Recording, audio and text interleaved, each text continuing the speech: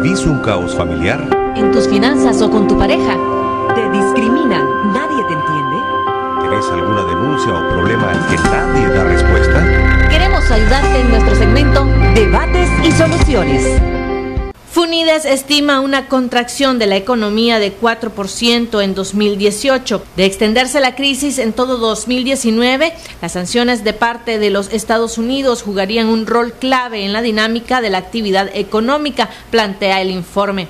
Las sanciones emitidas por el gobierno de Estados Unidos, como la ejecutiva y la aprobación de la ley NICA Act, tendrán un efecto indirecto en la economía nicaragüense. Estos efectos, establece el informe, son la disminución del flujo de la inversión, una mayor afectación al turismo extranjero, una contracción de la industria manufacturera y la aceleración de la salida de depósitos, así como la reducción o bloqueo de las líneas de asistencia de créditos internacionales. Además, alerta de que si la crisis sociopolítica del país continúa en todo el 2019, Nicaragua regresará a niveles de pobreza que tenía hace 5 años. Michelle Polanco Alvarado, Acción 10. Gracias, Michelle Polanco Alvarado, y precisamente estoy siempre con Michelle y con un experto que ya nos acompaña hoy día para hablar de este tema de nuestra economía, porque se ha visto bastante afectada. Algunos invitados que hemos traído con cierta frecuencia han dicho, está en UCI la economía de Nicaragua, podemos caer en una depresión como el caso de Venezuela. A juicio de otros no, porque con las reformas, con las iniciativas que está haciendo el gobierno, a juicio de ellos, aclaro, pues esta situación va a mejorar y se puede lograr que la economía pueda subsistir de manera de estabilizar en cuanto al déficit que existe de economía en nuestro país. Y en esto se ha destacado el debate en cuanto a las dos reformas, la reforma INS, que ya es un hecho, ya está aprobada, y la reforma a la ley de concertación tributaria, que está todavía en un amplio proceso de consulta. Michelle, ya estamos con nuestro invitado. Así es, nos acompaña el licenciado Luis Murillo. Él es economista, especialista, ha estudiado el caso. Recientemente FUNIDES ha publicado su informe de coyuntura del 2018, en la que establece que la economía sufrirá una contracción precisamente este año de 7.3 y 10.9 si continúa la crisis sociopolítica y económica en nuestro país. Don Luis, queríamos explicarle a la población en qué consiste el tema de la contracción económica y este porcentaje que se brinda. ¿Cómo nos podría afectar a la persona que nos está viendo, al pulpero, al trabajador que sale, al que esté emprendiendo? Al que esté emprendiendo, o sea, es algo que nos afectará a todos. Bueno, bienvenido. Muy buenos días y gracias por invitarme. La contracción económica significa la caída de ciertas variables macroeconómicas, es decir, es una especie de desaceleración en estos momentos de la economía en función de algunos elementos. Por ejemplo, el Producto Interno Bruto el año pasado cayó en menos 4%. Sin embargo, yo soy, digamos, un poquito escéptico de las proyecciones que hizo FUNIDES. Me parece, digamos, un poquito exageradas, porque hablan de un 7.3 a un 10.9%. Sin embargo, sí, y soy un poquito escéptico porque estas dos medidas de una u otra manera van a atenuar un poco la aceleración de la depresión, ¿verdad?, o de la recesión económica con una tendencia a la depresión. Es decir, si nosotros ponemos sobre el tapete lo que trata de extraerse de las reformas fiscales, ¿verdad?, que son como 10.140 millones contra el déficit presupuestario de este año, que rondan casi los 11.000, prácticamente esto le da, digamos, un respiro, entre comillas, de un año. Entonces, creo de que la contracción económica puede oscilar entre el 4 y el 6%. Pero realmente, Luis, ¿van a dar ese respiro? Lo pregunto porque a juicio de muchos de los expertos que están, digamos, del otro lado del gobierno, que son opositores, han dicho que lejos de ayudar, más bien va a perjudicar, porque va a traer desempleo, porque las empresas no van a asumir los costos, porque sencillamente hay un déficit y que no era el momento oportuno para estas reformas. Bien, para el sector público no financiero sí va a haber, digamos, un respiro, porque prácticamente lo que están haciendo es cubrir el déficit presupuestario de este año, que es bastante parecido a lo que se trata de obtener con la reforma. Sin embargo, yo quiero hacer una analogía y mi preocupación no es para este año, sino que para los próximos. Vamos a suponer de que la economía nicaragüense es un enfermo con leucemia. Entonces, lógicamente, cuando alguien está enfermo de leucemia, lo que tiene que hacérsele es una transfusión de sangre, nueva sangre, para oxigenar los movimientos del cuerpo. Sin embargo, si tú a un enfermo de leucemia le extraes sangre mala y no le inyecta, ¿verdad?, prácticamente le estás acelerando la muerte. Es lo que está sucediendo con las actuales reformas fiscales y de seguridad social. ¿Por qué? Porque prácticamente, voy a poner, digamos, el ejemplo. En el caso de las reformas de seguridad social, las medidas son de tipo paramétrica, de tipo cuantitativa, pero no se está atacando el fondo del asunto. Y el fondo del asunto está, por ejemplo, en la naturaleza que debería de tener el sistema de seguridad social, porque nació con algo que se llamaba la prima escalonada, que tenía dos elementos fundamentales y que no funcionó ni siquiera en el tiempo de Somoza, pero no porque el sistema fuera malo, ¿verdad?, el sistema de seguridad social, sino que por los tomadores de decisiones. El sistema de prima escalonada significaba de que había una revisión de los aportes que hacía el gobierno, los trabajadores y los empleadores. Y además la conformación de unas reservas técnicas, ¿verdad?, en periodos de bonanza para poderlas utilizar en periodos de crisis. Sin embargo, al final, con estas decisiones políticas, se pasó de un sistema de prima escalonada a un sistema de reparto simple. Y se le incorporaron algunos elementos sociales que no son malos, sin embargo, dentro de un sistema de seguridad social no es adecuado. Víctimas de guerra, pensiones reducidas, ¿verdad?, etcétera, etcétera, que prácticamente fueron creando una pesada carga en el presupuesto del INS, y desde el año 2012-2013 nosotros decíamos, miren, tienen en este caso ustedes que ver cuál es el verdadero funcionamiento. Es decir, acá se necesitan medidas en el sistema de seguridad social no paramétricas, porque son coyunturales, sino medidas no paramétricas, y están aplicando medidas paramétricas. Ahora, el FUNIDES también decía en este informe de coyuntura que las medidas que ha tomado el gobierno de Estados Unidos contra el gobierno de Nicaragua iban a jugar un rol importante dentro de la economía precisamente nacional, debido a las consecuencias que traería, por ejemplo, la ley NICA Act, que sanciona prácticamente a las personas o a los autoridades que están relacionadas con el irrespeto a los derechos humanos y también con temas de corrupción. ¿Qué papel o cómo va a actuar o cómo se esperaría actúe la economía ante estas dos imposiciones que ha puesto el gobierno estadounidense? Muy bien, en primer lugar nosotros tenemos que ser realistas, y el mercado norteamericano es uno de los principales mercados en varios ámbitos en la economía nicaragüense. Por ejemplo, representa más del 40% de nuestras exportaciones, representa el 53% de nuestras remesas familiares. Entonces, ¿qué es lo que sucede? Cuando se establece una sanción de ese tipo, no solo se estaría en este caso restringiendo la relación comercial financiera entre empresas norteamericanas y las nicaragüenses, sino que también con el resto. Es decir, este tipo de medidas son un tipo de aislamiento. Creo, y por eso yo soy, digamos, un poquito escéptico con las proyecciones del FUNIDES, que de una u otra manera hay algún tipo de reserva, por ejemplo las reservas internacionales que han venido disminuyendo, pero que van a ser un colchón de amortiguamiento durante este periodo de tiempo. Ahora, el FUNIDES, bueno, también planteaba que a raíz de precisamente estas medidas que ha tomado el Estados Unidos, decía que la confianza de los agentes económicos está siendo afectada, los flujos de inversión, el turismo, la demanda externa. Es decir, a pesar de que es reciente esa decisión, ya se están empezando a ver los efectos de manera internacional hacia Nicaragua. También está el hecho de que los diputados europeos, pues luego de su visita, han insistido en que los informes de derechos humanos de los organismos de derechos humanos internacionales pues son veraces, y prácticamente está una especie de amenaza de tomar también desde este lado sanciones contra el Estado. ¿Cómo va a afectar? FUNIDES lo retomaba y decía pues que las cifras que están tomando es por ello. ¿Podría darse? A ver, en primer lugar, la confianza es uno de los activos fundamentales del dinamismo de un país, ¿verdad?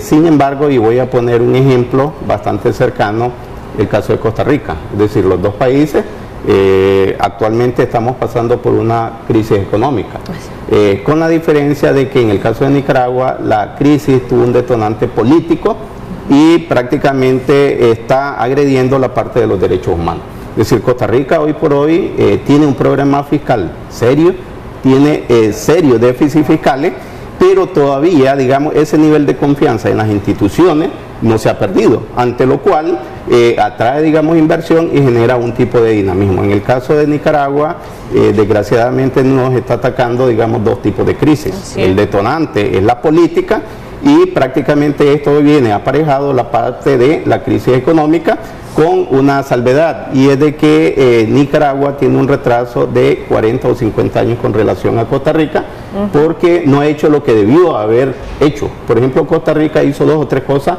interesantes, ¿verdad? En primer lugar, creó una institucionalidad e hizo desaparecer el ejército.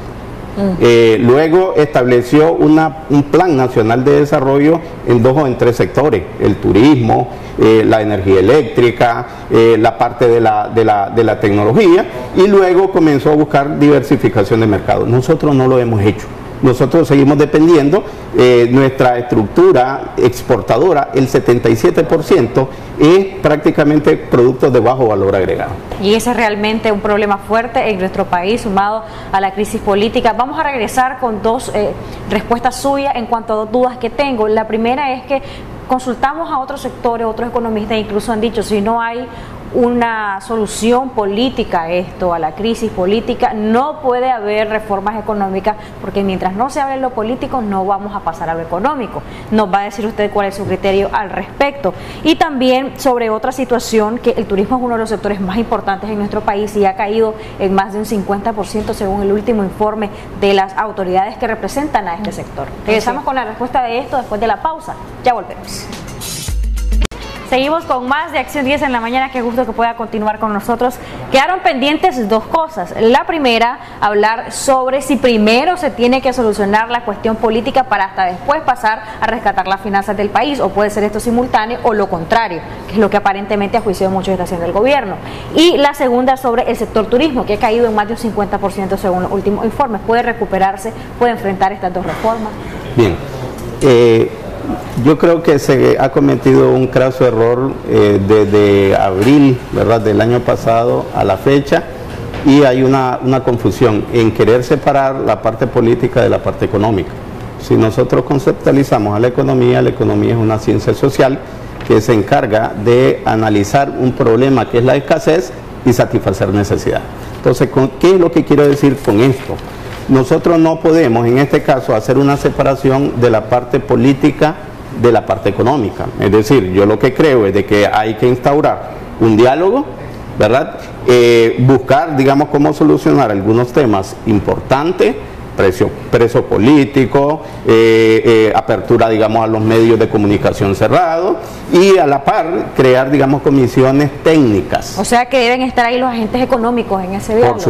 Por supuesto, y de tal manera de que resolvamos la parte política, pero también la parte económica. También decían que las reformas a la ley de tributo no debería de tocarse o de hablarse en estos precisos momentos debido a la coyuntura.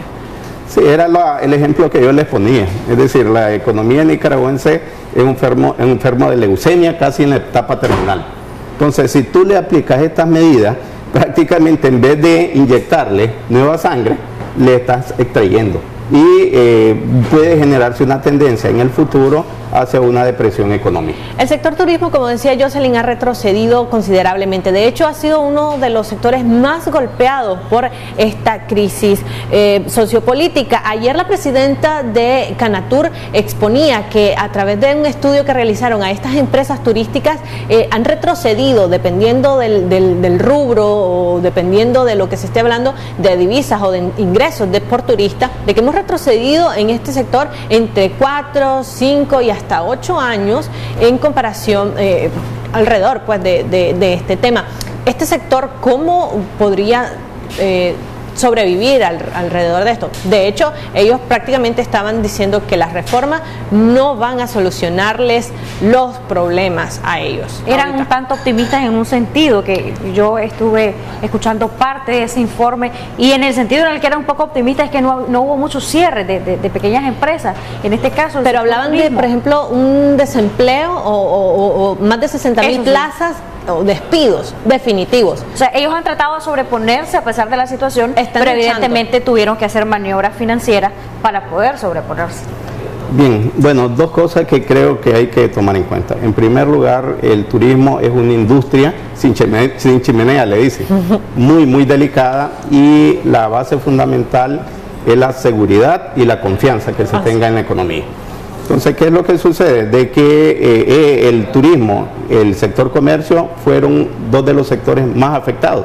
Y mientras no se resuelva esa parte política, la imagen a nivel internacional no se va a mejorar y no va a iniciarse una senda, digamos, de crecimiento económico. Ese es un elemento. Un segundo elemento, una de mis especialidades es en la parte del desarrollo económico local. Lo hice en Costa Rica, hice una maestría, y hace unos 10 años hice un pequeño escrito, ¿verdad?, de la siguiente manera.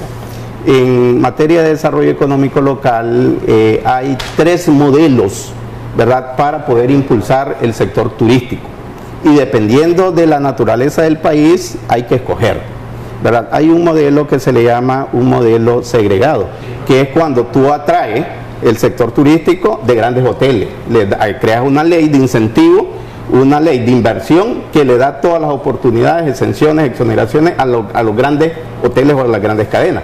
Hay un segundo modelo que se llama el semi-integrado, que es cuando el turista ya está aburrido de estar metido en esos hoteles y quiere ver algo nuevo. Entonces esos hoteles comienzan a hacer alianza con algunos actores locales.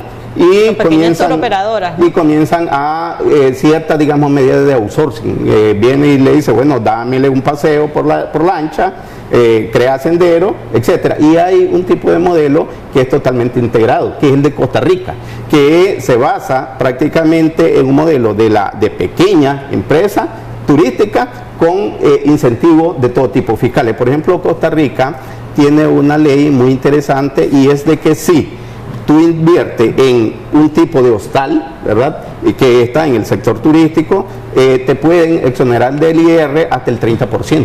Entonces, lógicamente, atrae una cantidad de inversión que prácticamente está rotando, y no las grandes cadenas hoteleras que a fin de cuentas no dejan nada. Otro tema importante es el caso de los cruceros. A mí me da risa cuando escucho que están viniendo tantos cruceros, pero es que el crucero no te deja, digamos, mayor valor agregado. Viene, se bajan un par de horas, los meten en un bus, lo llevan en este caso a Granada o a Catarina y lo vuelven a regresar. Sí. Eso no genera valor agregado. El turismo se va a recuperar cuando se recupere la confianza en esta economía. Y cuando visiten o regresen esos millones de turistas que estaban asistiendo anualmente a nuestro país, porque ayer hacían en la conferencia una diferencia entre el turista que viene precisamente a visitar los destinos de Nicaragua y aquel turista que también ellos es lo que están tomando en cuenta el gobierno y el INTUR, es el turista que viene a hacer negocios, que es el que no ha dejado de venir.